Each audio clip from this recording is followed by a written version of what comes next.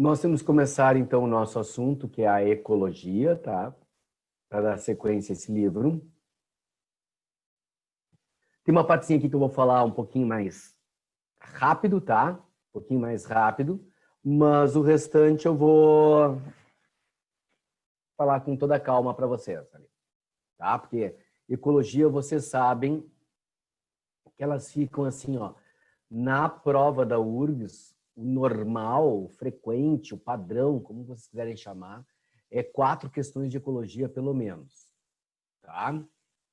Raramente vai a 3. E muitas vezes chega a 5. Tá? Mas o normal, o padrão, é 4 questões de ecologia. Então, é um assunto que, teoricamente, é fácil, tá? É fácil, mas é um assunto que a gente tem que saber bem. Porque vai cair bastante.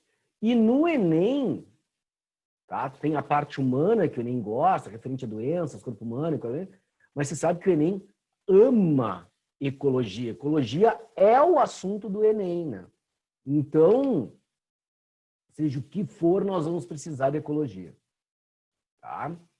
Então, eu vou fazer a parte rápida dessa parte aqui, porque é uma introdução sobre a água, sobre a importância da água e tudo que a gente utiliza a água e às vezes a gente não se dá conta do quanto a gente utiliza esse recurso.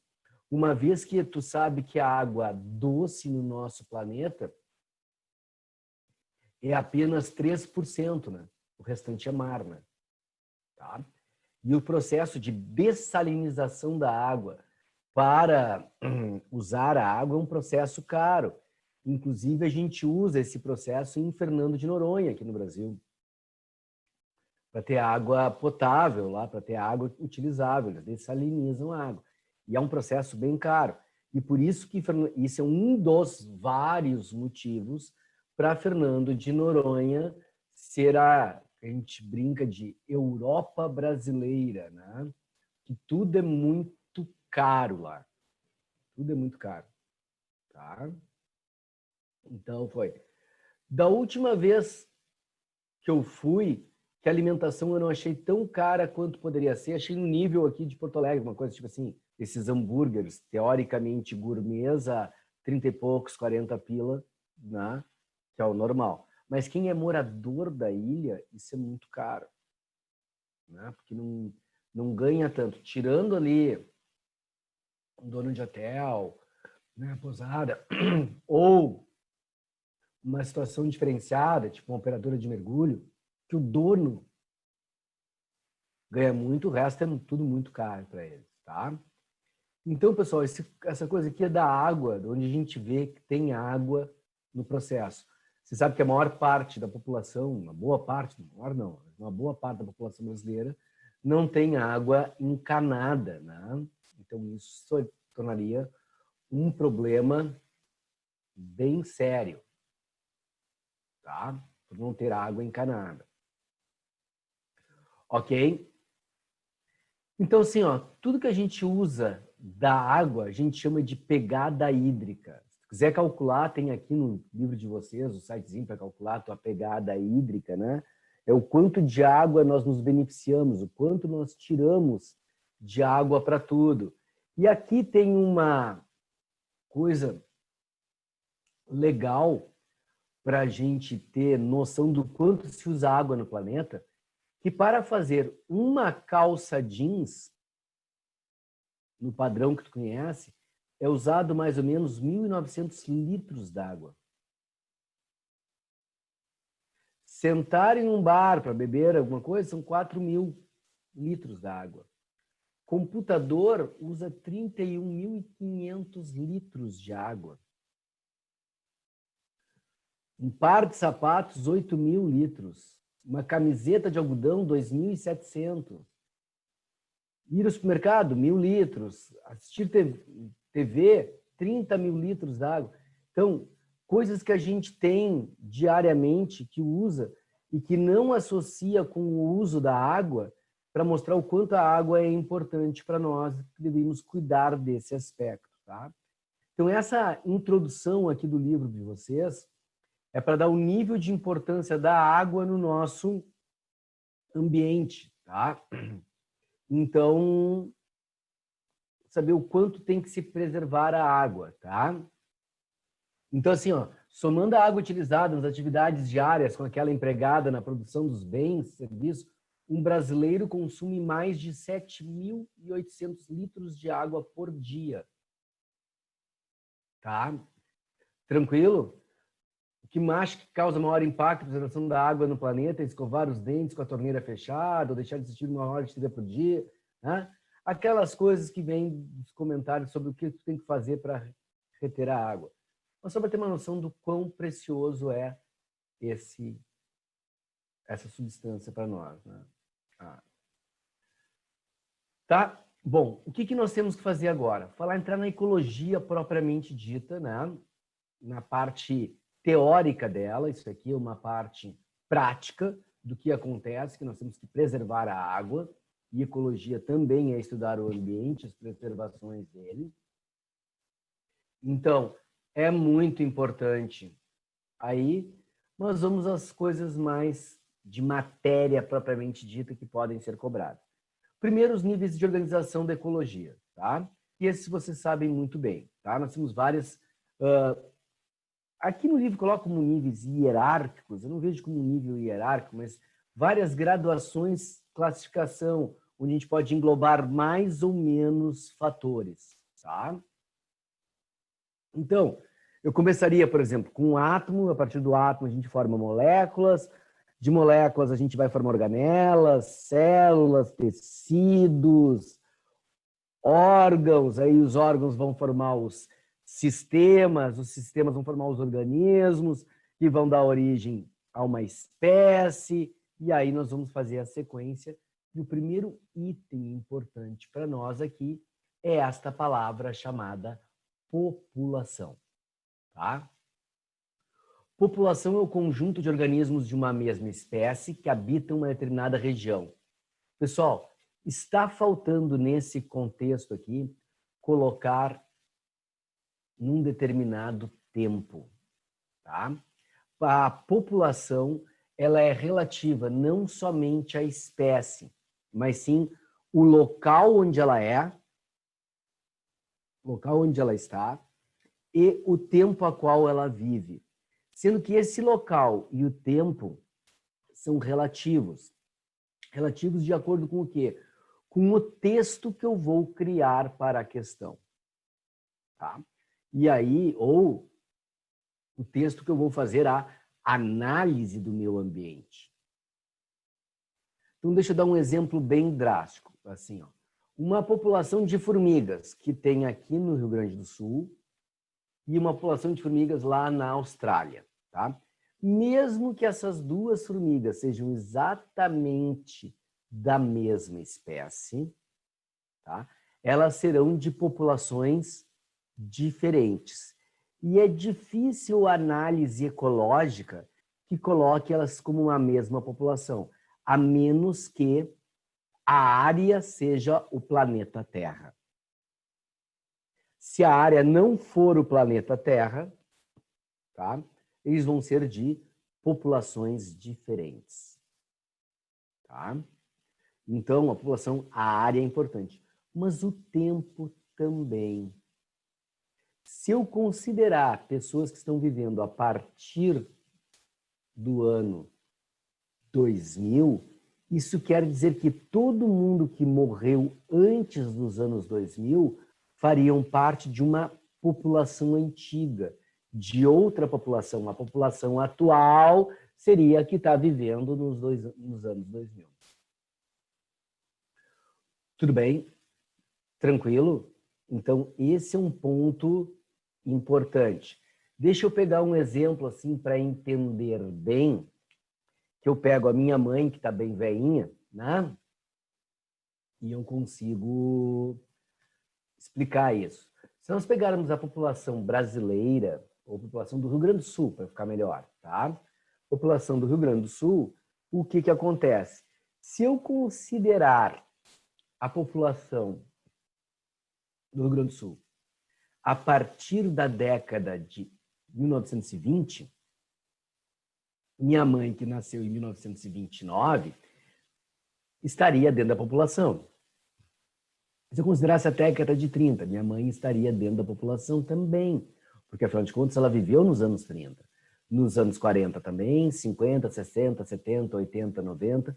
Anos 2000, minha mãe ainda está viva, né? Vai fazer 91 anos em julho. Então, ela continua fazendo parte da população do Rio Grande do Sul.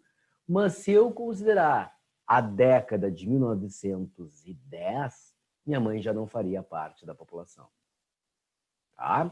Então, o tempo também é relativo. Então, população são sempre indivíduos da mesma espécie, vão ter apenas as diferenças individuais, né? Ali. E aí convém agora, neste momento, eu classificar o que seria uma espécie. Eu acho que eu consigo fazer uma anotação aqui, tá? Então, espécie...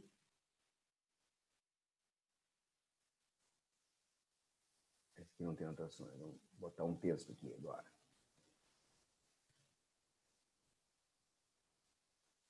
Vou botar aqui, ó. Tá?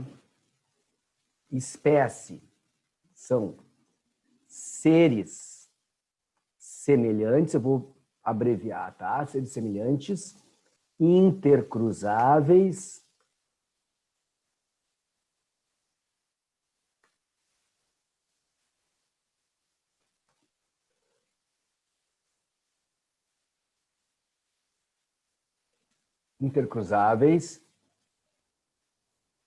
com prole fértil e fluxo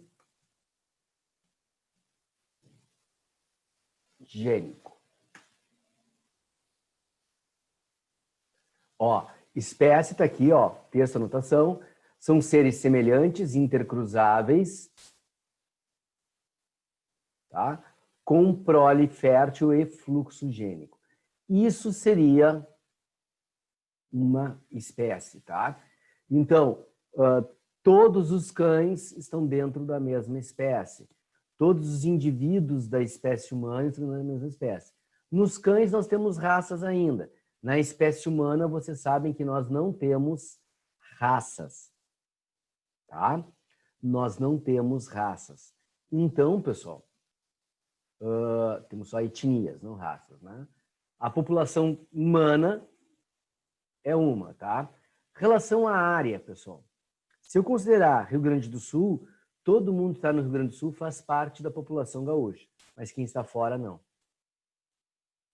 Mesmo tendo nascido aqui, está fora daqui, não está nos limites da área. Então, não é parte da população gaúcha. Tá? Mesmo não estando nascido aqui, vai fazer parte da área.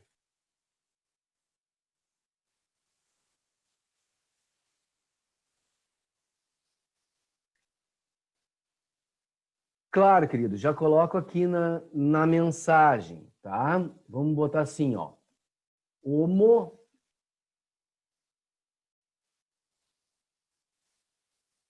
Homo sapiens, tá? Isso é o nome da espécie humana, tá? É a espécie humana. Alguns livros de história vêm com Homo sapiens sapiens. Pessoal, isso é biologicamente equivocado, tá? Porque para ter Homo sapiens sapiens deveria ter uma subespécie, e subespécie é referente à raça. Mas se todo mundo está dentro da mesma raça, não é adequado. Tá? Não é adequado, porque se está todo mundo na mesma raça, não existe a raça. Então, biologicamente, isso não é adequado. Esse termo Homo sapiens sapiens é só para dizer que o Homo sapiens já evoluiu um pouco, mas não é o adequado. Tá? Bom, Homo sapiens, Homo seria o referente ao gênero e sapiens referente ao epíteto específico, que é o que a gente chama ou espécie. Epíteto específico ou espécie. Mas o nome da espécie é Homo sapiens. É muito frequente tu ver isso em telefone. Hoje a gente não usa mais isso, né? Mas em listas telefônicas, né? passagem de avião, o que acontece?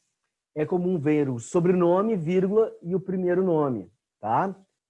No meu caso, por exemplo, apesar de todo mundo me chamar de Paulo Vargas, você sabe que meu sobrenome é Meira, né? Porque meu nome é Paulo Vargas da Silva Meira Júnior. O nome é maior que eu, tá? Então, se eu for comprar uma passagem de avião, vai estar Meira, vírgula, Paulo. Tá? Esse seria o meu nome numa passagem de avião. E isso seria mais ou menos o que acontece com a classificação dos seres vivos. Na espécie, tudo bem, tem gênero e espécie. Gênero, teoria, seria o sobrenome, que vem escrito antes, e depois o nome, sapiens. Então, o nome da espécie, não existe somente sapiens. Sapiens sozinho não quer dizer nada. Homo sozinho quer dizer, é um gênero. Tá? É um sobrenome. Então, o nome do indivíduo é o nome e sobrenome. Então, sobrenome escrito primeiro, Homo sapiens, depois, Homo sapiens. Ok, pessoal? Tranquilo? Tudo bem, cachorro? Então, tá legal. Comunidade, pessoal. Comunidade é o conjunto de populações, todas as populações que vivem naquela área ao mesmo tempo. Tudo que eu falei para população relativo à área e tempo, vale também para a comunidade, tá? Então, a comunidade, ela é o conjunto de todas as populações, de todas as espécies, se tu preferir, todas as espécies que vivem naquela área, naquele tempo. Pessoal, tem um outro nome para a comunidade aí, tá? Que é biocenose. Pode aparecer para vocês o termo biocenose, aí é comunidade. Certo, pessoal? Tranquilo? Tá? Ou também ali, como vocês têm no livro, biota, tá? Biota porque é a parte viva daquele local. O que é o ecossistema? É o conjunto formado pelas condições ambientais mais da parte viva, ou seja, todas as relações da comunidade entre si e com o ambiente, isso fará o chamado ecossistema. Só vai ser um ecossistema se eu tiver esse conjunto de relações, tá? E um ecossistema, teoricamente, ele tem que ser sustentável.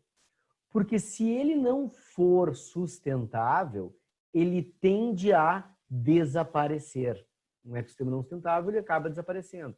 Então, ele tem que ser sustentável. Certo? Tudo bem? Então, o que eu estou querendo dizer? Se tu tiver um aquário enorme, onde tu tem algas, tu tem peixinhos de diversos tipos, né? E tu não precisa colocar alimento, que a alga faça fotossíntese, um peixinho, a larvinha come a alguinha microscópica, o outro come a larvinha, e aí o peixe cresce, reproduz. Isso se mantém e seria um ecossistema. Agora, se tu tem que estar botando comida para os peixes viver, não é um ecossistema. O ambiente não supre ele, tá? Então, ele tem que ter esse processo. Tranquilo? Todo ecossistema é composto por quê? Por duas partes, né, pessoal? E quais são as duas partes? O componente biótico e o componente abiótico. O biótico são todos os seres vivos que estão ali, e suas relações. O abiótico, as coisas do meio. Quantidade de luz, tipo de solo, como é que está a água, a salinidade da água, pH da água, temperatura, tá? As coisas que são do ambiente, que não são vivas, tá? Que podem sofrer, sim, alterações, mas não são vivas, tá? Tranquilo, pessoal? Sem problemas? Então, tá bom aí. Ó, biosfera é o conjunto de todos os grandes ecossistemas, tá? De todos os ecossistemas da Terra. Então, a biosfera, numa tradução absolutamente literal, pessoal, ela seria o planeta Terra, tá? Ela seria o planeta Terra. E aqui, ó, vocês têm aquilo que eu falei, ó. O átomo, a molécula, organelas, a célula, tecido, órgãos, sistemas, organismo. populações, a forma das espécies, as comunidades e o ecossistema, a interação total. E biosfera, todos os ecossistemas. Pessoal, não está aqui no teu livro, e eu já vou colocar, no livro tem outra situação que eu vou falar já agora aqui, mas assim, ó, nós temos os grandes ecossistemas. E os grandes ecossistemas seria assim, ó, tu tem o talassociclo, que é todos os ecossistemas marinhos. Então seria o grande ecossistema marinho, é o talassociclo. O talassociclo engloba todos os ecossistemas. Por que englobar todos os ecossistemas? Porque as condições do Oceano Índico é diferente do Oceano Pacífico, é diferente do Atlântico, que é diferente do Mar Báltico, que entra em contato com o oceano, que é diferente do Mar Mediterrâneo, né? Que é diferente do mar aqui nas nossas praias, tá? Até porque vocês têm uma classificação que eu não sei se vocês chegam a ver isso em geografia, classificação de mar aberto, mar fechado, costa. Vocês chegam a ver isso em geografia? Alguém me dá uma luz aí, por favor. Tá? Se chegam a falar sobre isso em geografia, tá? Mas tu tem várias situações, então todos seriam talassociclo. Epinociclo, todos os ecossistemas terrestres, porque na África tem um tipo, uma situação, aqui tem outra. Seria o epinociclo. E o liminociclo, rio, lago, lagoa, açude, né? Todos os mananciais de água doce envolvidos no ecossistema como se fosse uma coisa só. Tá, pessoal? Isso não apresenta agora, neste momento, no livro, mas já que a gente está fazendo o escalonamento das categorias dentro da ecologia, eu precisava falar deles. Tá? O que o livro coloca aqui para vocês, agora sim, tá? É uma outra situação, que é a divisão do nosso ambiente do planeta Terra em 3 partes: litosfera, atmosfera e hidrosfera. Lito é pedra. Então, toda a parte sólida de solo do planeta, toda ela, mesmo que seja no fundo do mar, é uma parte sólida, tem solo, né? Ali, tá? Solo, rochas, isso é a litosfera. A atmosfera, os gases, que vão estar tanto na nossa parte, um pouco difundido na própria água, né? E a hidrosfera, toda a parte aquática, tá? Seria uma situação. Pessoal, aqui nós temos um ponto importante. Nicho ecológico e habitat. Nicho ecológico é o conceito com maior frequência em prova. Nós temos que entender muito bem o que é nicho ecológico e saber que o habitat faz parte do nicho ecológico, mas não é a mesma coisa. Ele faz parte do nicho ecológico, mas não é a mesma coisa. Deixa eu pegar uma aguinha aqui, pessoal.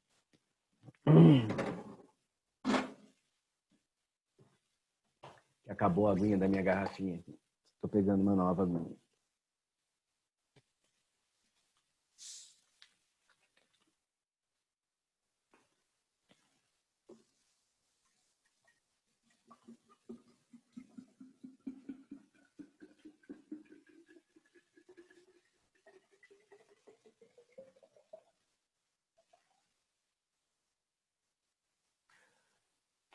E a vozinha já deu uma falhadinha, então tem que hidratar. Mais um pouco de água. Ó, dar aula gasta muitos litros de água.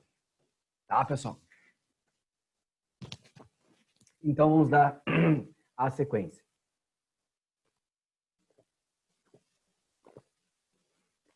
Tá? Então, habitat faz parte do nicho, mas ele não é nicho. Tá? Ele faz parte do nicho, mas ele não é nicho, são coisas diferentes. O habitat é o local onde o indivíduo vive. O indivíduo vive no Rio Grande do Sul, em Porto Alegre, tá? Ali, papapá, sobre um solo argiloso, um solo rochoso, seja lá o que for. Isso é o habitat. Eu estou envolvendo condições do ambiente e não de seres vivos. É o habitat que ele vive. Normalmente tem uma temperatura X, Y, Z. Tá? Então, esse é um habitat. tá? Tranquilo? Sem problemas? Ótimo. Vocês têm aqui um exemplo, que é a Cariniana legalis, né? Que é um jequitibá rosa da Mata Atlântica, típico do seu habitat natural. O habitat natural é a zona onde tem a Mata Atlântica, né? Então, nessa área toda aqui, seria o habitat comum dessa planta, tá?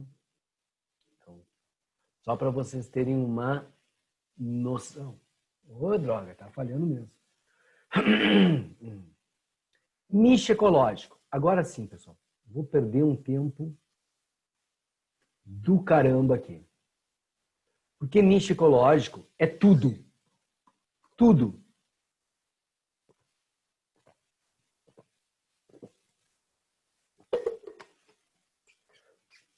Tudo que o indivíduo faz dentro daquele habitat faz parte do nicho.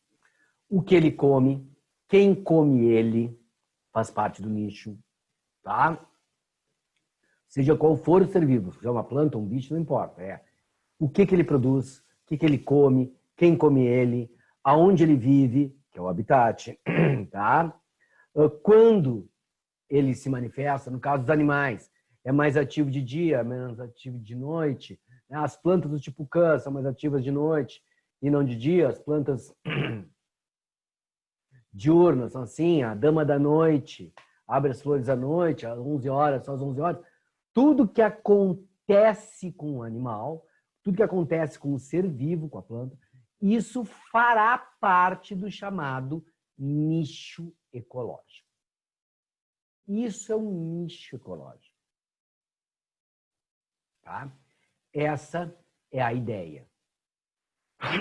Tranquilo até aí, pessoal? Sem problemas?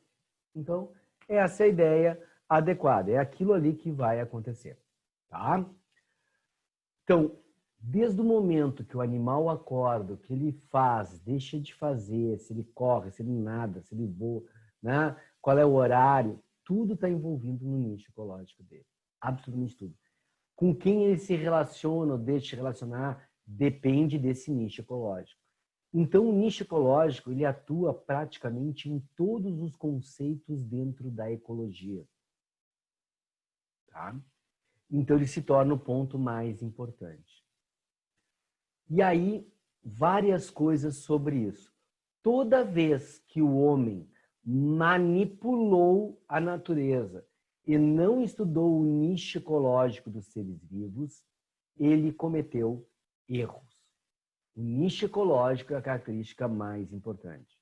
Toda vez que ele tentou manipular o ambiente sem prestar atenção no nicho ecológico, ele cometeu erro. Tem dois que eu sempre cito em sala de aula, porque quando tu fala deles parece assim, né? Que burrice absurda, tá? Mas eu sempre falo deles por causa disso, tá? Para tu entender que é o não estudar o nicho ecológico. Um fora do Brasil e o outro no Brasil. Só para não achar que só aqui se faz burrada. Na Austrália, eles estavam com um problema de uma erva daninha. A erva estava matando a plantação. E aí o que acontece? O governo da região, daquele estado ali que estava acontecendo o problema da erva daninha, né? Eles estudaram um animal que comesse a erva daninha. E eles descobriram que tinha um tipo de lebre que comeria aquela erva daninha sem problema nenhum. Bom, essa primeira parte do estudo, ok, só que teria que ter uma segunda parte do estudo, que é o nicho ecológico. Tá? Pergunta, ele come só a erva daninha? Não. Ele também comeria as outras plantas. Nesse ambiente, quem comeria essa lebre? Não tinha predador para a lebre. Faz parte do processo do nicho ecológico saber quem vai se alimentar dele. Não tinha quem comesse a lebre. Então ela comia a erva daninha e as outras plantas, sem ter um predador para ela. Outra coisa que faz parte do nicho ecológico. Qual é a capacidade de reprodução? Lebre é praga. uma gera várias. Você sabe que lebre e coelho reproduzem feito diabo, né? Então eles estudaram. O que aconteceu? Eles estudaram só quem come. Não viram o resto pertencente ao nicho ecológico. E aí o que vai acontecer? Quem se tornou a praga foi a lebre. A lebre comeu erva daninha, também começou a comer, tinha bastante suprimento de alimento para elas, comer as outras plantas, a reproduzir, sem um predador para matar e controlar a população, foi se reproduzindo de forma exponencial, que nem o Covid-19, né? Ali, nem o vírus, coronavírus, tu vai ter esse processo todo. Tudo isso, pessoal, tudo isso, tá? Foi porque não estudaram o nicho ecológico. Como eles resolveram essa situação? Na real, eles não resolveram. Eles amenizaram. Eles criaram temporada de caça para lebre. Então, em determinadas épocas, eles abrem a temporada de caça, que é uma temporada um pouco antes do período reprodutivo delas, tá? Um pouco antes. E é tipo assim, ó, mata toda a lebre que tu vê pela frente. E aí congela, transforma em croquete, carne ensopada, molho para massa, pandeiro, seja lá o que for. Vai matando as lebres, vai guardando, bolinho, né? E vai fazendo tranquilamente, tá? E é uma carne boa de comer, inclusive, tá, pessoal? É uma carne boa. Aqui no Rio Grande do Sul se comia muito, tá? Mas aí com a proibição da caça, a redução do número de lebres, acabou não acontecendo mais na frequência, tá? Mas se comia muito. Tinha um restaurante que era especializado só em carnes de caça aqui no Rio Grande do Sul. Que é daí, aliás, que sai um ditado que é comer o gato por lebre, né? Que teria acontecido, conta-se, né? A origem disso, que alguns restaurantes, ao invés de tirar a lebre do cardápio porque não tinha mais lebre, porque não tinham caça, que eles teriam colocado gatos no lugar das lebres para comer e as pessoas não viram a diferença. Então, daí que a gente está do gato pro lebre.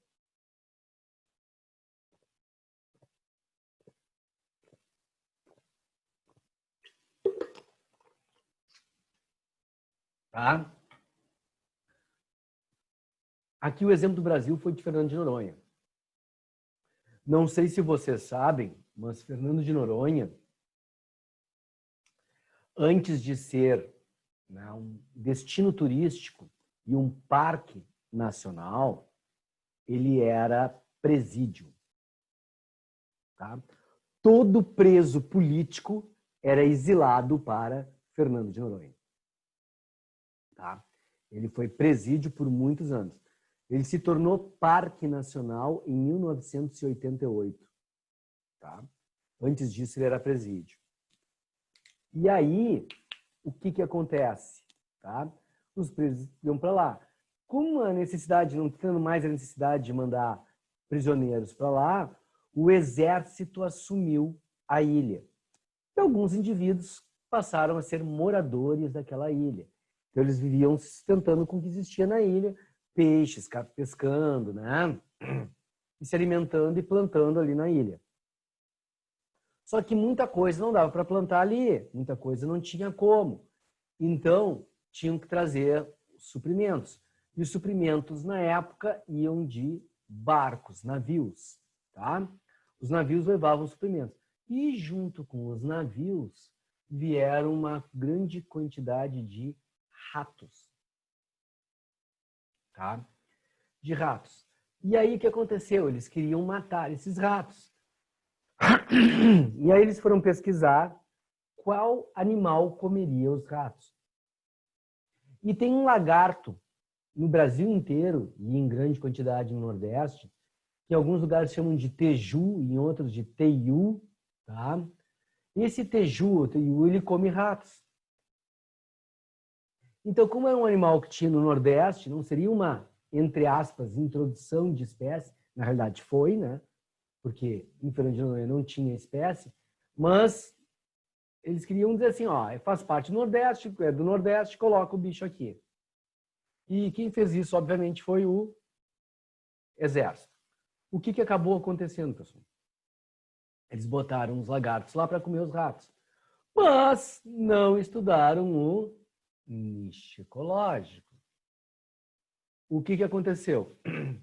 O teiu, ele é um animal de hábito diurno. E o rato de Fernando de Noronha, ele é um animal de hábito noturno. Os dois não se encontram. Então não tem como o teiu comer o rato, porque ele nunca vê o rato. E aí os dois passaram a comer os ovos das aves, chamadas atobás, que só tem lá, e abrolhos, mas nenhum outro lugar do planeta, eles passaram a comer e dar problema na população das aves. Então, é falta de não estudo do nicho ecológico. O que aconteceu?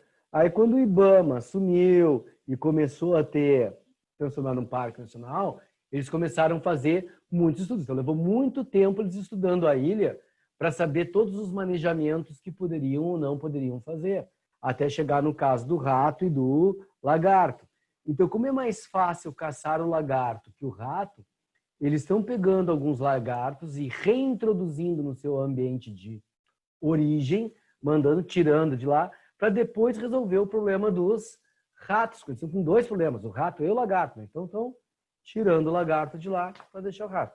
Isso tudo por quê? Porque não foi estudado o nicho ecológico. Vocês já devem lembrar de ter estudado aquelas comensalismo, mutualismo, protocooperação, todas aquelas coisas. Tudo isso depende também do nicho ecológico. A posição que ele vai ocupar na cadeia alimentar depende do nicho ecológico. O nicho ecológico é o conceito mais importante dentro da ecologia, por isso que é o que mais cai. Inclusive, teve uma questão do Enem. O ano passado disseram assim, caiu zoologia esse ano no Enem. Não caiu zoo. Eles usaram a metamorfose de uma borboleta com as lagartas ali, aquela coisa toda, para fazer uma pergunta de ecologia. A resposta era nicho ecológico. Então, a resposta é ecologia, não casou. Ele não perguntou se tu sabia, ele descreveu no texto o que acontecia. Larva tal come tal coisa, larva tal come tal coisa, e a pergunta sobre nicho. Então, não caiu o zoo. Usou o assunto abordado na zoo para fazer uma pergunta de ecologia. Não caiu o zoo. Tá? Então, é o conceito que aparece sempre, tá, pessoal? O do nicho ecológico. E aí tu tem que saber o seguinte, duas espécies diferentes com o mesmo nicho ecológico, duas espécies diferentes com o mesmo nicho ecológico, uma tende a eliminar a outra. Tá? Se tem duas espécies com o mesmo nicho ecológico, estão no mesmo local, no mesmo habitat, tá? Uma tende a eliminar a outra.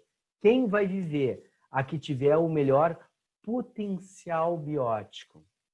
Tá? Então, esse é o detalhe. Tranquilo? Se eu introduzir uma espécie com um nicho ecológico X, nesse nicho ecológico dela, naquele habitat, não há predador para ela, o crescimento dela é exponencial. Igual ao coronavírus, tá? Crescimento exponencial. Tudo bem, pessoal? Tranquilo? Então, nós temos uma noção importante agora, tá? Que o nicho ecológico é o fundamental na hora de estudar a biologia. Então, duas juntas. O que é potencial biótico? Vocês lembram o que é potencial biótico? Eu vou ter que voltar nesse assunto quando eu falar de populações, mas potencial biótico, ele envolve duas características importantes. A capacidade de reprodução e a capacidade de sobreviver às alterações ambientais, que a gente chama de resistência ambiental. Então, o potencial biótico é a capacidade de reprodução e a capacidade de sobreviver à resistência ambiental. Certo? Isso é potencial biótico. Foi? Tranquilo? Bom, o que acontece agora de importante, pessoal? Vou dar um exemplo para vocês. Baleia, péssimo potencial biótico. Péssimo potencial biótico. Por quê? Uma coisa bem simples. Quantos filhotes uma baleia forma por vez? O normal, um filhote. Tá? Normal, um filhote. Tempo de gestação de uma baleia? 2 anos. Sim, né, pessoal? Nasce uma baleia, né? Então, 2 anos. Tá? E a baleia tem que nascer sabendo nadar, né? Então, ela já morre afogada. Tá? Então, 2 anos. O que mais, pessoal? A mãe fica cuidando do filhote por 1 ano. Tá? Isso quer dizer o quê? Que filhote novo, só de 3 em 3 anos. Por quê? Nasceu esse filhote agora, ela passa pelo menos 1 ano cuidando do filhote ativamente. Para aí, então, ela entrar no cio de novo e reproduzir. E aí são mais 2 anos de gestação, ou seja, 3 anos. Filhotes novos só de 3 em 3 anos. Sim, é um animal que vive muito, muito, sim, vive muito. Tá? Vive muito. Mas também reproduz mal. E dependendo da espécie de baleia, algumas são absolutamente monogâmicas. Se um morrer, o outro não acasala mais. Então, o que acontece? Morreu o parceiro, aquela ali já não acasala mais. Então, é uma a menos para gerar filhote de 3 em 3 anos. Então, o potencial biótico é horroroso.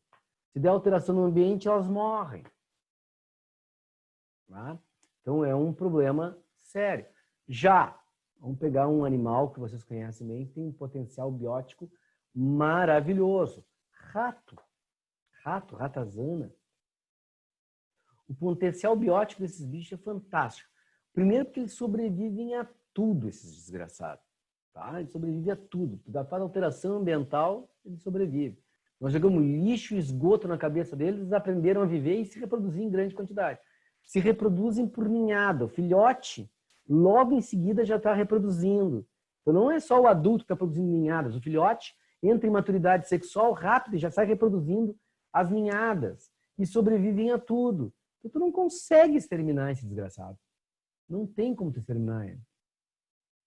Tá? Então é um ponto bem importante aí. Certo, pessoal? Esse potencial biótico. Se eu não tenho, como é que eu posso dizer para vocês? Uma coisa diferente, como é que eu posso pôr? Se eu não tenho nenhum tipo de predador com um potencial biótico alto, só cresce, é exponencial. Se tem predador, vai ter o controle, mas depende de quem tem um potencial melhor também, tá?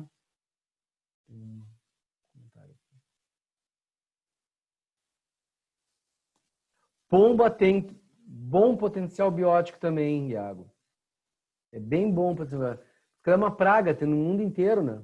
No mundo inteiro e em grande quantidade. Ela tem um ótimo potencial biótico. Tanto é que existe também aquela expressão que já deve ter ouvido, né? Que pomba é o rato de asa. Tá? Por quê? Porque tem um ótimo potencial biótico e transmite um monte de doença. Sim, né? Já ouviu, exato. Tem gente que tem medo de pomba, né? Pomba. E pode ter uma série de coisas. Tem uma doença por fungos, que é a criptococose, que ela tem muito a ver com as fezes das aves, né? Somente as aves das pombas. Tem o piolho que dá também ali na pena da pomba, que pode transmitir bactérias para nós. É um bichinho bem chatinho, tá? E só para ter uma ideia, no centro de Porto Alegre, nós fizemos um estudo, nossa, até parece que fui eu que fiz, né? Alguns biólogos fizeram um estudo das pombas que tem ali e descobriram que tem pombas, por exemplo, mutiladas, sem uma pata, porque os ratos estavam comendo a pata da pomba. Então, são os dois bichos muito engraçados. E sem falar da tão famosa barata também, né? Tá? E eu te confesso que eu ainda prefiro barata do que rato. Né? Apesar de ter alguns ratos que são bonitinhos e legais, tem uns que são muito legais. Quem não é rato, é roedor, né? Mas são muito legais mesmo. Tá? Mas a maioria tu não... Só é transmissor de coisa ruim para nós. Tá? Com um potencial biótico maravilhoso. Tem até aqui, até vou compartilhar para vocês verem aqui. Tá? Tem um bicho, não sei se vocês já ouviram falar, se chama tucutuco. Já ouviram falar desse roedor? Tucutuco é um roedor, tá? Ele tem um rabo bem curtinho, tem cara de rato e coisa, tudo. E eu, na época de faculdade, eu trabalhava para um professor de lá que fazia teses, estudos com tucutuco. Tá legal? O tucutuco, isso que eu estou desenhando, tu já vai entender aqui o que que é, tá?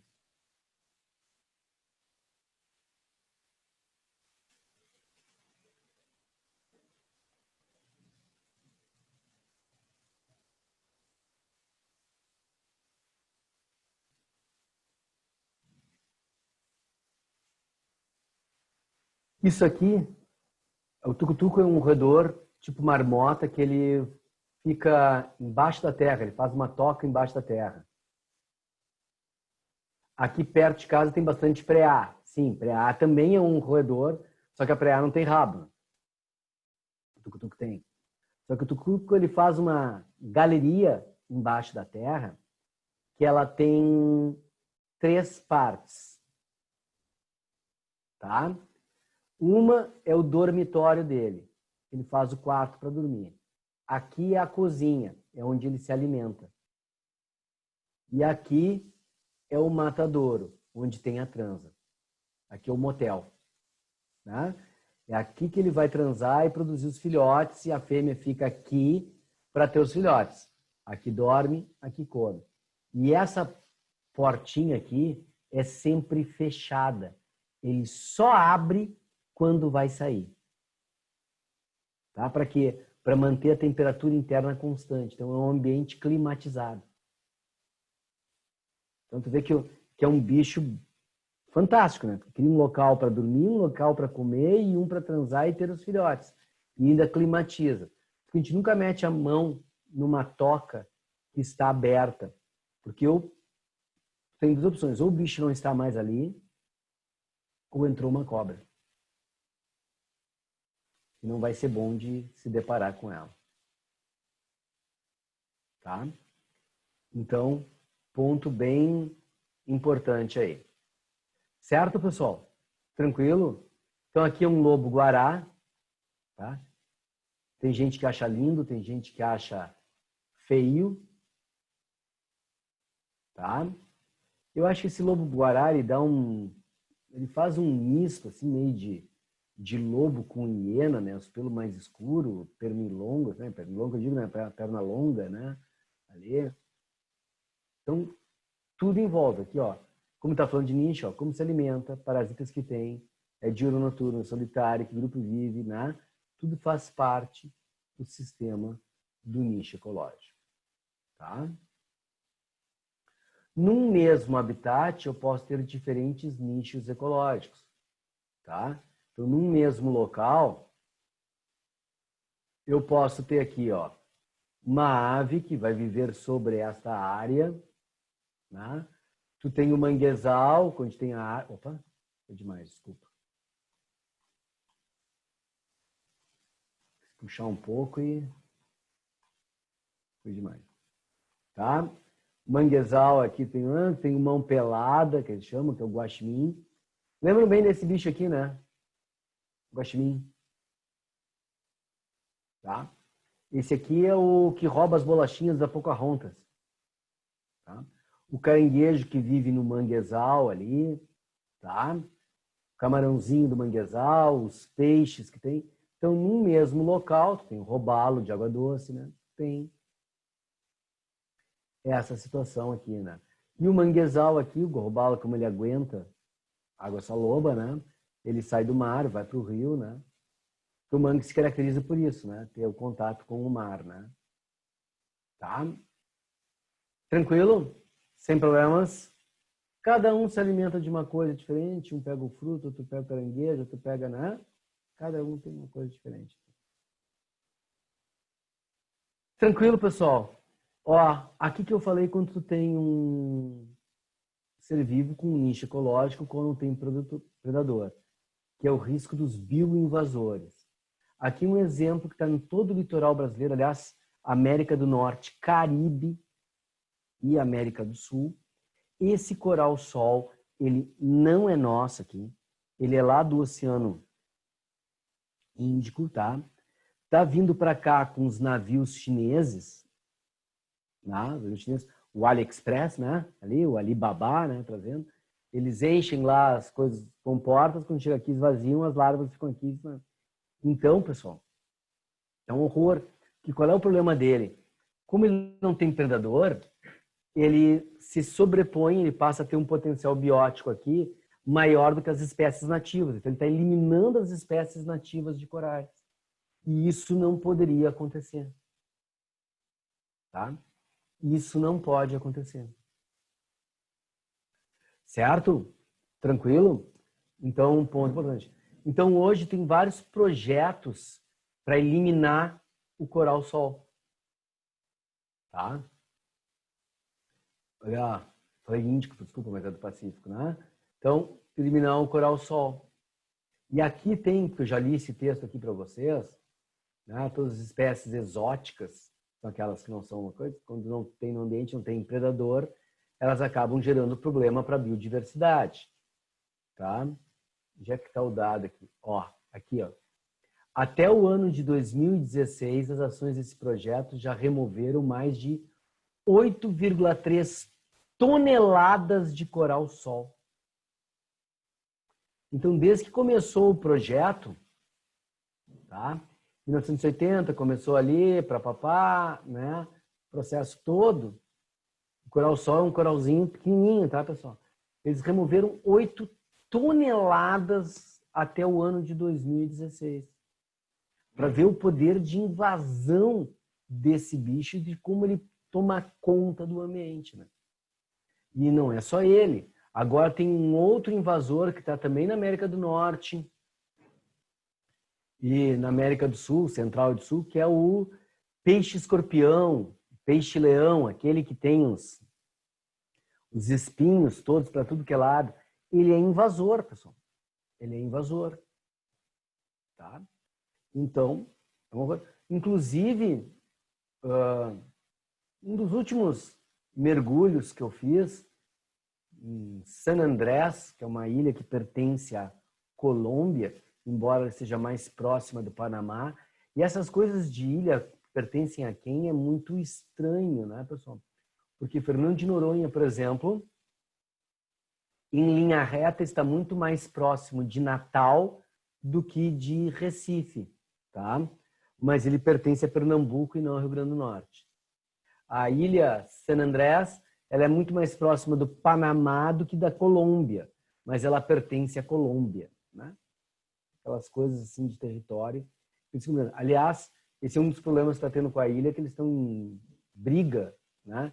Para quem pertence realmente à ilha, de território. Então ninguém está agindo muito sobre a ilha está, né, decaindo estruturalmente, né? Tá? Aqui tem um outro exemplo, ó, o sagui e o macaco prego. Tá? Ambos têm no Brasil, pessoal, mas de áreas diferentes do Brasil. Tá? Sagui no Nordeste, o macaco prego do Rio para baixo. Então o que acontece? Como transportar aquela coisa de pegar animais silvestres para ter como animal doméstico, os caras ficam caçando, tem esse tráfico, né, que é uma coisa insana isso, né? Essa, como é que eu posso dizer, essa carência afetiva da espécie humana, da gente ter que ter um animal de estimação. E eu posso falar mal porque eu tenho um cachorro, né? Você sabe muito bem disso, já falei milhares de vezes do meu cachorro, tá? O qual, por sinal, eu não queria ter cachorro em casa, tá? Mas para resolver problemas da casa, com mulher e coisa, eu aceitei ter o cachorro e depois me apeguei, porque não tem como não se apegar ao bicho, né? Bicho maravilhoso, né? E aí me apeguei ao bicho e agora, né? Sou apaixonado pelo bicho, tá? O que acontece? Essa carência que nós temos faz com que queiram criar bichos. E aí, desse processo, acaba se criando a domesticação de alguns animais que não deveriam ser domesticados. Desse processo, acaba se criando aberrações, como criações de raças que não deveriam existir, porque o homem começa a manipular o cruzamento sem se preocupar muito e acabar gerando raças fracas, né? Muito fracas, né?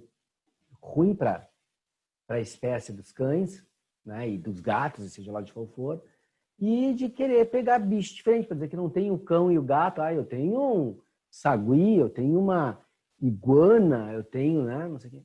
Então, muda bastante, né? Isso aí. Então, acaba tendo um tráfico de animais que não deveria existir, né?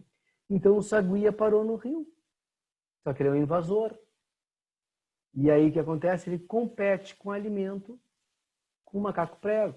Então, diminui a quantidade de macaco prego porque está dividindo o alimento do sagui, porque eles comem basicamente a mesma coisa. Tá?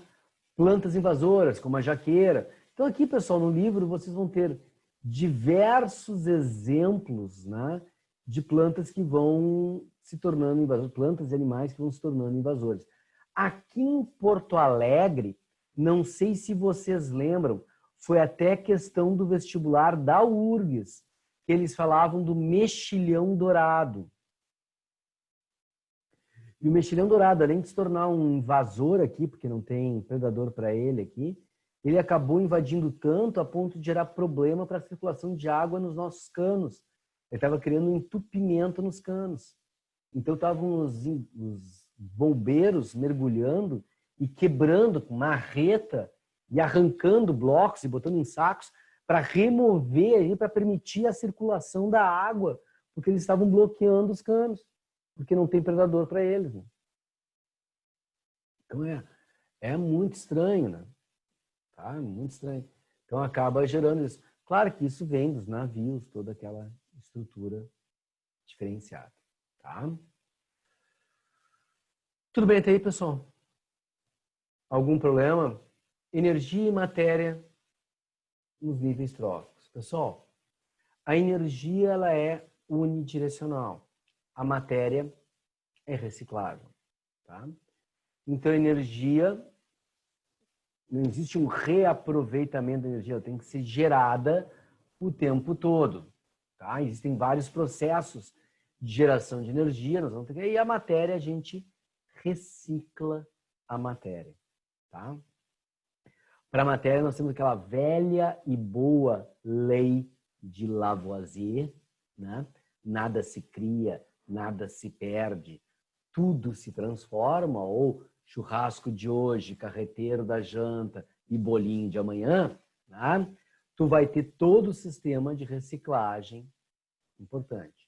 E aí nós temos os chamados níveis tróficos, que a gente vai começar a falar nesse processo o quê? Toda a disseminação da energia, que a gente vai falar de cadeia aí, teia alimentar, tá? Nos níveis tróficos, nós temos um primeiro nível que seria os de produtores. Os produtores são aqueles que são autótrofos, eles produzem o próprio alimento, que poderá ser por fotossíntese ou por quimiossíntese. Tanto um quanto o outro. Ou fotossíntese ou quimiossíntese. Tanto um quanto o outro. Tá? É extremamente importante aí. Tá, pessoal? Então, o que nós temos além disso, pessoal? O que nós temos além disso? De importante. Tá? Quimiossíntese. Quem é que faz quimiossíntese? Lembram?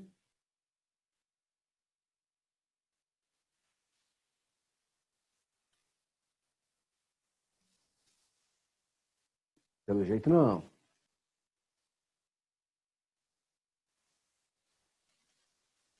Quimiosintetizantes são aquelas bactérias, tá?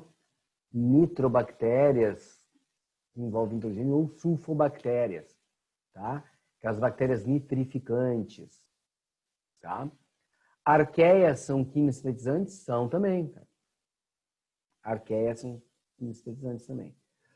Só deixa eu fazer um concerto aqui, eu vou escrever aqui embaixo, tá? Tinha colocado, digitei o nome, mas não botei para vocês verem, né? Ali antes. Só uma alteraçãozinha aqui, ó. Que arqueia é assim, tá? Arqueosbactéria, tá? Arqueobactéria. Certo? Então, nós temos os quimiosintetizantes, sulfobactérias, arqueias e nitrobactérias. Lembrado de bactéria nitrificante, transforma amônio em nitrito e depois nitrito em nitrato. São dois grupos de bactérias, todas as duas são quimiosintetizantes. Uma usa a reação química de transformar amônio em nitrito para gerar energia para formar glicose e a outra usa a reação química para gerar energia para formar glicose ali. Transforma nitrito em nitrato, usa a energia dessa reação para formar. Tá? E os fotossintetizantes, que tu vai ter a fotossíntese em algumas bactérias, algas e na maior parte dos vegetais. Quem faz o maior índice de fotossíntese, eu já falei isso para vocês, são as algas. O real pulmão do mundo são as algas. Certo, pessoal? Tranquilinho? Ótimo. Então aqui, ó, dióxido de carbono, libera oxigênio, forma um açúcar. Aqui o processo de produção típico da fotossíntese. Tá? Então vou pegar água e sais minerais, dióxido de carbono, produtos inorgânicos, e transformar em um produto orgânico, açúcar, proteína e etc. Isso é o produtor. Consumidores. É o grupo formado por todos que são heterótrofos. Todos têm que se alimentar de alguém. Eles não têm a capacidade de produzir o próprio alimento. Eles têm que pegar o alimento de alguém, né, e usar isso, processar. Tá? E ele vai pegar o composto orgânico, tá, para poder se alimentar e decompor esse composto orgânico, quebrar, a palavra melhor não é decompor, é quebrar o composto orgânico para gerar a energia para ele. Tá? Eles precisam pegar esses compostos.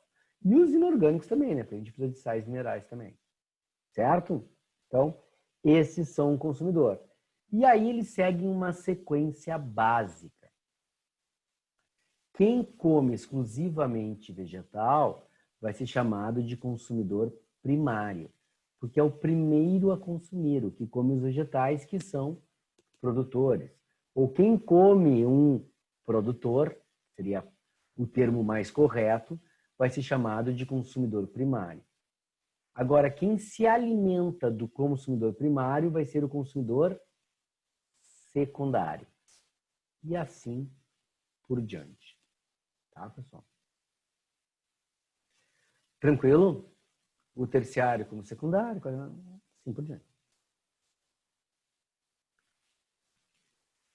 Então, aqui, ó, eu tenho uma folha, que é um produtor. Nós temos aqui uma lagarta, tá? Lagarta, isso aqui, ó, tem uns pelinhos, ela queima. Isso aqui é uma larva de borboleta. Isso aqui no futuro será uma borboleta, tá? Ela é o consumidor primário, porque ela se alimenta da folha. E o passarinho que come a lagarta, esse é o consumidor secundário. Tá? Aliás, isso aparece no desenho Vida de Inseto, não sei se vocês lembram, que os gafanhotos e os lagartos têm medo dos passarinhos que eles podem comer. Tá? E os decompositores são aqueles que vão se alimentar da matéria orgânica, transformando em inorgânica e jogando ao solo, tá? Inorgânica. Então, nós vamos reaproveitar. A gente tem uma ideia de que decomposição é uma coisa... Opa, mordi minha bochecha. Decomposição é uma coisa ruim, mas não é, tá, pessoal? Decomposição é restabelecer a matéria orgânica no ambiente. Ela é boa. Só é ruim se o decomposto é tu, porque tu morreu. Mas, do contrário, a decomposição é algo bom, né? Então, nesse sentido, faz a reciclagem. Só cuidado para não confundir.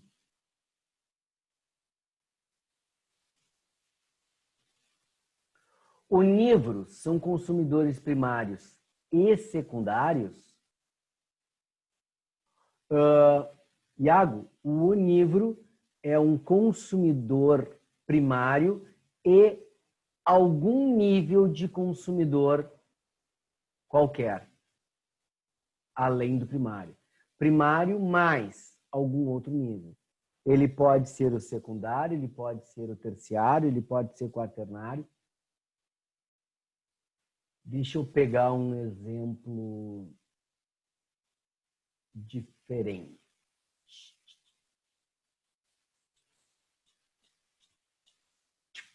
Por exemplo, o homem se alimentando do boi. O boi é o consumidor primário, ele come grama, nós somos consumidor secundário. Mas tu sabe que em alguns lugares se come, por exemplo, cobra. E quando o homem come a cobra come o rato come o gafanhoto come a grama. Então, o gafanhoto é o consumidor primário, o rato é o secundário, a cobra é o terciário e o homem que está comendo a cobra é o consumidor quaternário. E ele continua sendo onívoro. E ele vai comer, para ser onívoro, o produtor também, né? Então, ele é consumidor primário. Então, se o homem comer a alface, ele é consumidor primário, comeu a cobra, é consumidor quaternário, é onívoro. Onívoro quer dizer que ele tem algum nível de consumo, além do fato de ser consumidor primário. É primário mais algum outro nível qualquer. Não precisa ser especificamente o secundário. É isso que eu quis dizer para ti. Tá? Não precisa ser especificamente. Nós, em teoria, fomos feitos para ser onívoros. E por isso, quando eu falei em digestão para vocês, eu disse que tinha carnívoro, onívoro, herbívoro e o resto era papo, né? Ovo-lacto, vegetariano, é papo. Porque, na realidade, o onívoro é o que é tanto carnívoro quanto o herbívoro. Comeu algum alimento de origem animal, tu é considerado dentro do grupo dos consumidores, né? Então, carnívoro. Na realidade, existe até um termo, assim, o bicho que come insetos é insetívoro. Mas também posso chamá-lo de um carnívoro, né? Porque está se alimentando da carne do inseto, né? O inseto tem músculo. Tá? Então, na realidade, são termos que são invenções, né? Para criar situações e vendas, né? Existe uma coisa que é o biológico e outra que é a venda. Ah, mas eu quero comer só alimento de origem vegetal. Ok. Já disse que eu não entraria nesse tipo de discussão à vontade, né? Mas, de forma geral, o nosso sistema digestório ele foi feito para a gente comer dos dois, tá? E algumas necessidades, às vezes, a gente tem que complementar de formas diferentes, porque nem sempre tu consegue tudo que tu precisa num tipo de alimento só. Tá?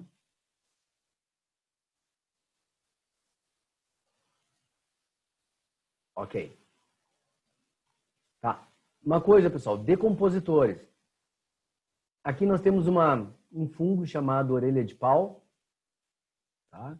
Ele vai decompor esse tronco aqui. Vai virar matéria inorgânica de novo. Tá? Então, só é decompositor bactéria e fungo. Mais ninguém. Tá? Só é decompositor bactéria e fungo. Mais ninguém. Esse é um ponto importante. Tu não pode confundir, ó. Isso é uma coisa, decompositor com detritívoro. Detritívoro come detritos. Por exemplo, uma hiena, um urubu, tá? Eles vão comer a carne podre, a carne que está apodrecendo. Ele está comendo o detrito, o resto da carne. Mas ele não está transformando em matéria inorgânica e reciclando para o ambiente. Os animais que comem fezes, que são coprófagos, tá? Tem muitos insetos que fazem isso. O porco faz isso, né? O porco come fezes. Os fungos podem ser detritívoros também, até podem, mas o normal é a gente chamá-los de decompositores, porque eles vão decompor a matéria. Tá? Mas nem pode. Tanto é que eu botei para vocês lá decompositores e botei sapróvoros e saprófagos, que pode se alimentar de matéria em decomposição, tá? Que é o detrito. Tá? Tranquilo, pessoal? Sem problemas? Maravilha. Isso aqui é um inseto muito comum, é um besourozinho chamado vira-bosta. Ele come o que fica ao redor da bosta, ali, ele vai girando a bosta, né? Tá?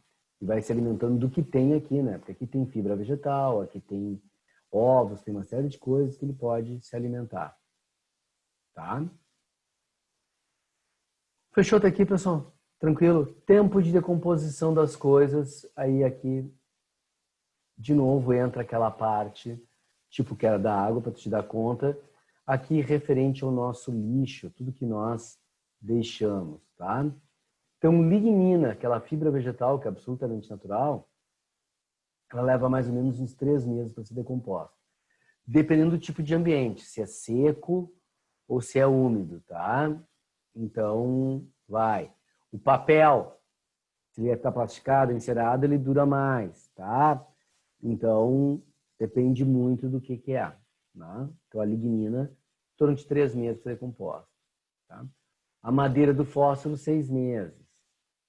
Tá? Alguns seres, de 6 a 12 meses.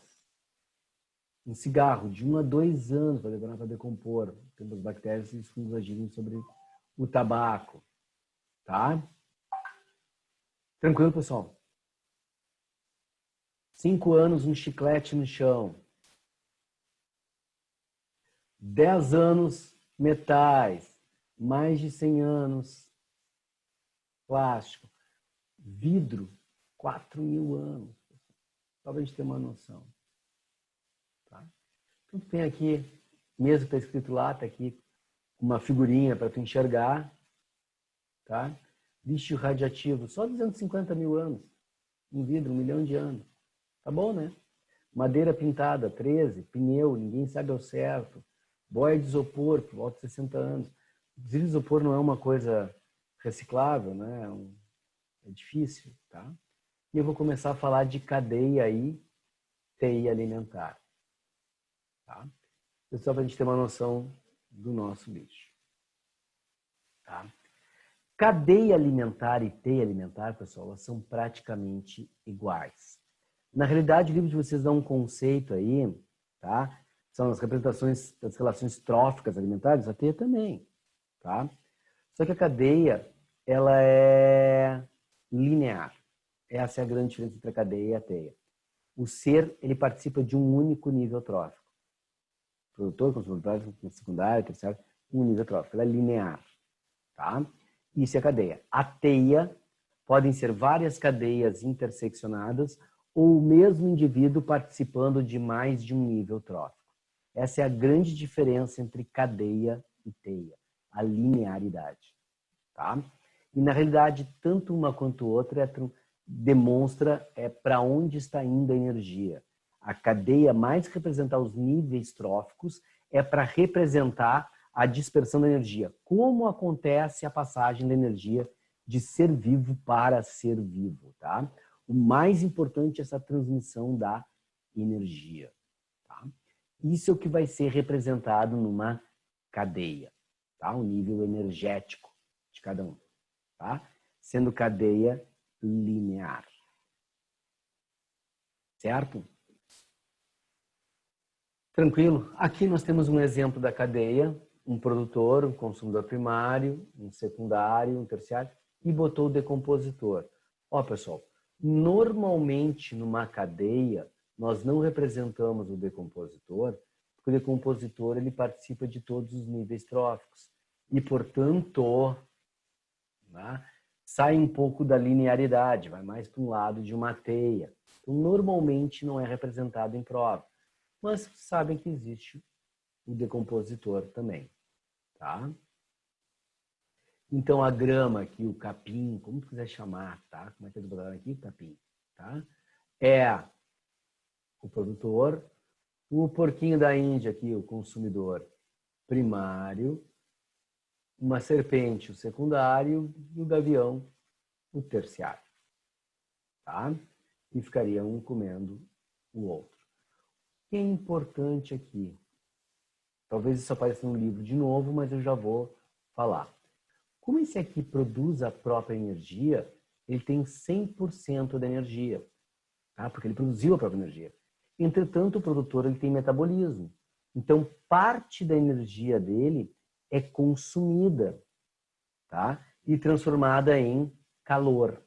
Então, quando o consumidor primário se alimentar do produtor, ele não pega a totalidade da energia, ele pega a energia produzida menos a que foi consumida e liberada na forma de calor. Então, ele pega um percentual. A gente diz, pessoal, que esse percentual médio é de 10%. Ele pega só 10%. Tá? Inclusive, eu vou dar um dado para vocês, porque eu tive como bicho de estimação. Eu falei com vocês na aula passada, eu tinha um porquinho da Índia, e o porquinho da Índia era assim, ó, se tu der isso aqui de alface, ele come. Daí isso aqui de alface, ele come. Daí isso aqui de alface, ele come. Ele come e faz cocô ao mesmo tempo. Uma desgraça, uma máquina de fazer bosta. Né? Ali. E vai indo e vai comendo tudo. Por quê? Porque ele pega só 10%. Como ele pega só 10% da energia, ele vai precisar de mais energia. Então, ele tem que comer muito mais daquele vegetal para conseguir ter o 100% que ele precisa. Entretanto, ele também vai perder energia na forma de calor, ele também vai ter um metabolismo próprio. Então, a serpente vai precisar de mais de um para conseguir se alimentar como deveria, ter a quantidade de energia necessária. Ok? Tranquilinho? O mesmo gavião. Então, assim por diante, a energia vai diminuindo 10% a cada nível. Tá? A 10%. Então, se o produtor aqui, o capim, tem 100 de energia, o consumidor primário tem 10, o secundário 1, o terciário 0,1. É sempre 10% da outra. 90% se perde na forma de calor. Tá? Mas a matéria é cíclica. Então, o que a gente diz? Que a energia ela é unidirecional. Ela só vai, depois é perdida na forma de calor. Tá? Ela é unidirecional. Teia alimentar é uma forma mais complexa, não linear. Eu vou ter uma interação entre várias cadeias, tá? Ou uma cadeia em que os indivíduos participam de mais de um nível trófico. Tá? E eu vou ter também mais de um participante do mesmo nível trófico. Então, vocês têm aqui, ó, um desenho. Plantas, flores e sementes, ó. Rato, gafanhoto, coelho, jabuti e caetito, tá? Que é o queixada que a gente chama aqui, né? Caetito, tá? Todos eles estão ocupando o mesmo nível trófico. Todos eles são consumidores primários, porque todos eles estão comendo vegetais, não importa qual é a parte do vegetal. Tudo bem? Agora, o sapo. Aqui tem uma impropriedade, tá, pessoal? Sapo comendo rato é meio difícil, tá?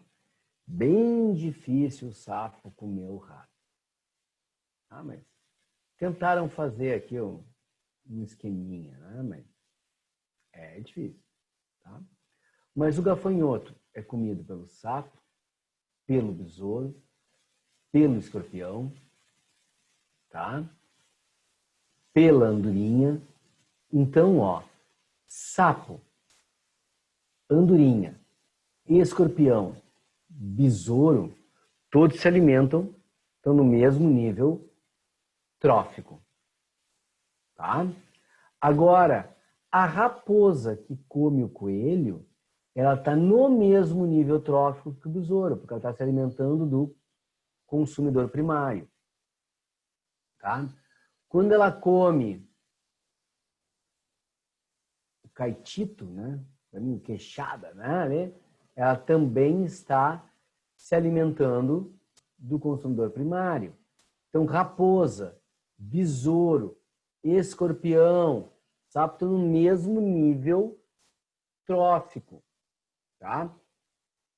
Andorinha aqui também, tudo no mesmo nível trófico. Só que a andorinha pode comer o besouro. Aí, nesse caso, a andorinha, ela também estaria no nível trófico da serpente, que come o sapo. Então, tem vários indivíduos que participam do mesmo nível trófico e várias intersecções. Mais de um mesmo indivíduo, como o caso da andorinha, participa de mais de um nível trófico. Tá? Assim como a onça também. Porque a onça tanto pode ser consumidora. Opa!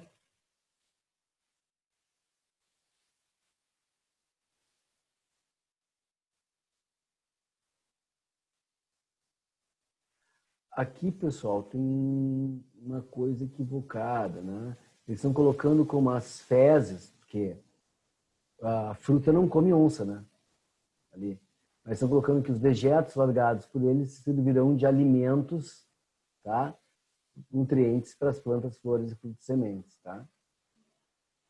É um sistema meio diferente de colocar, que não é bem o que vai acontecer, tá? Mas eles colocaram aqui para vocês desta forma. Certo? Tudo bem?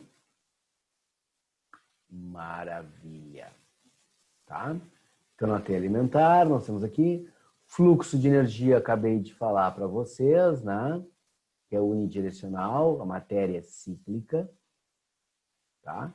Vai ser transformado, tá? Então, ó, o fluxo de energia só vai, o ciclo de nutrientes ele vai acontecer, tá? E é por isso que aqui, ó, eles estão colocando setas partindo para as plantas, porque é o ciclo da matéria. Tu vai ter decomposição, tu vai ter as fezes, as estruturas que servem como adubo para cá, né? Essa é a ideia. Pessoal, uma outra coisa que eu não falei para vocês, a seta sempre aponta para quem está comendo. Por isso que essa seta aqui ficou estranha, né? Porque não está comendo o outro, né?